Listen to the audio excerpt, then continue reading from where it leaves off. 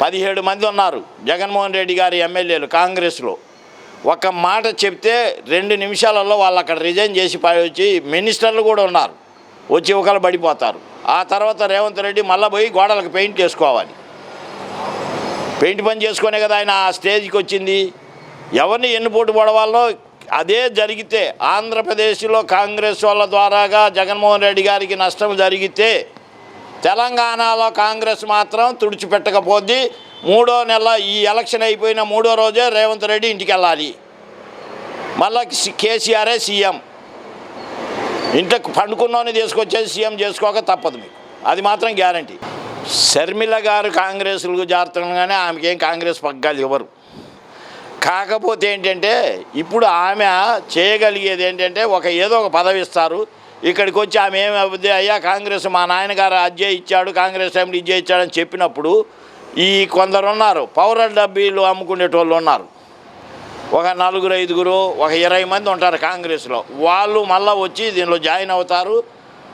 ఆ బీజేపీకో లేకపోతే జనసేనకో టీడీపీకి ఓట్లు వేస్తామన్న వాళ్ళ ఓట్లు ఆ కాంగ్రెస్ వాళ్ళకి పడతాయి. మా ఓటు ఎట్టి పరిస్థితుల్లో చీలదు, మాకు ఇంకా యాడైనాయి.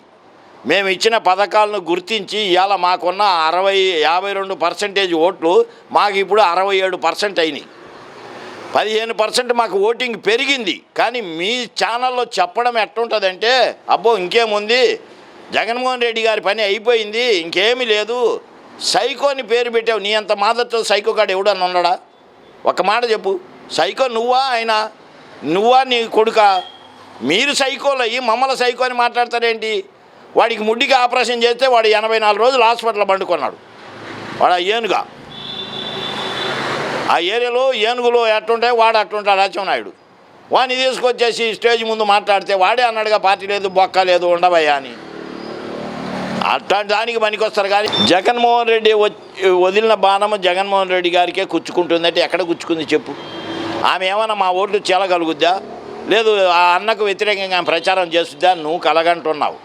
ఎందుకంటే అలా చెబితే జనాలందరూ తిరగబడతారు. షర్మిల గారిని అక్కడ పోటీ చేయకుండా నివారించిందే జగన్మోహన్ రెడ్డి గారు. అమ్మ వద్దు, పోటీ వద్దు, ఏమొద్దు, మర్యాద పోగొట్టుకోబాకు, కామగుండం అంటే ఉన్నది, కాంగ్రెస్కు సపోర్ట్ ఇచ్చింది, ఆడవాళ్ళు గెలుచుకున్నారు. ఇలా జగన్మోహన్ రెడ్డి గారి ద్వారాగా గెలిచిన కాంగ్రెస్ వాళ్ళే 17 మంది ఎమ్మెల్యేలు ఉన్నారు. ఇప్పుడు ఆయన ఒక్క ఊపితే ఈ ఎలక్షన్ తర్వాత రేవంత్ రెడ్డి పరిపాలన ఉంటుందో ఉండదో మీకే అర్థమైంది. అది కూడా చూసుకోండి నిదానంగా. ఆంధ్రప్రదేశ్ ఇంకగీనం వస్తే మొత్తం అమ్మేసుకొని ఆంధ్రప్రదేశ్ని వెళ్ళిపోతావు నువ్వు. నీ విషయంలో ఎవరు ఏ పిల్ల కొంకలు కూడా నమ్మరు. ఇవాళ నాడు నేడు హాస్పిటల్స్, ఆరోగ్యశ్రీ, ఈ 3 చూసుకోండి. ప్రజలకు ఏం కావాలనో, నా పిల్లలు మంచి చదువులు చదువుతున్నారా లేదా, నాకు మంచి ఆరోగ్యకరమైన మందులు వస్తున్నాయా లేదా, అది చూడండి. ప్రతి ఇంటికి ఇల్లు లేని ప్రతి కుటుంబానికి ఇల్లు ఇచ్చాడు. నువ్వు ఏ రోజన్నా ఎవరికైనా సెంటు భూమి ఇచ్చి ఉంటావా?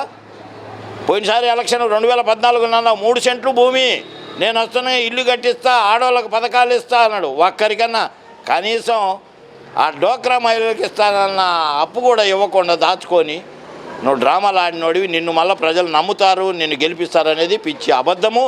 నువ్వు అది మాత్రం కళ ఖండమే తప్ప కళలు నెరవేరవు. అది గుర్తుపెట్టుకో. ఓకే. ఓకే.